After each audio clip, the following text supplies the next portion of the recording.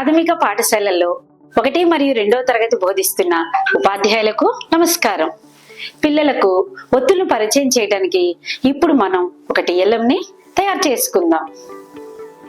ఈ టిఎల్ఎంను తయారు చేసుకోవడానికి కావలసిన సామాగ్రి: కార్డుబోర్డు లేదా ఫోమ్ బోర్డు, కట్టర్, కత్తెర, కలర్ పేపర్లు, మార్కర్లు, ఫెవికాల్ మరియు ప్రెస్సింగ్ పిన్నులు.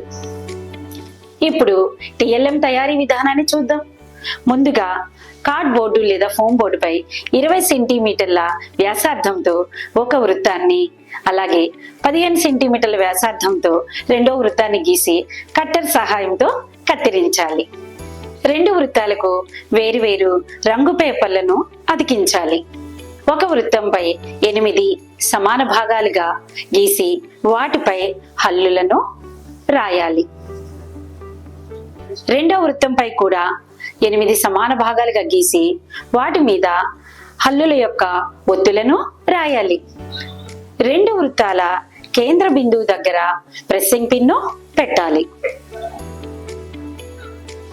హల్లులు, ఒత్తులు స్పష్టంగా కనబడేలా రాయాలి. పైన బిగించిన చట్రం అటు ఇటు కదలడానికి వీలుగా ఉండాలి. ఇప్పుడు ఈ టిఎల్ఎంను తరగతి గదిలో ఎలా ఉపయోగించుకోవాలో చూద్దాం.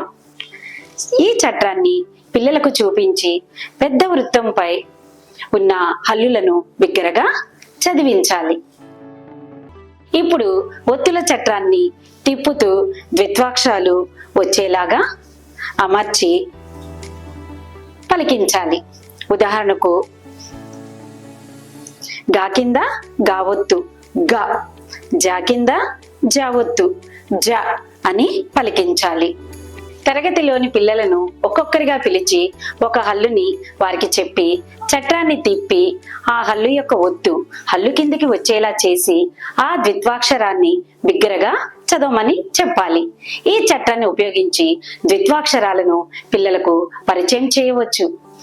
ఈ విధంగా వీలైనన్ని సార్లు పిల్లలతో ద్విత్వాక్షరాలను పలికించాలి.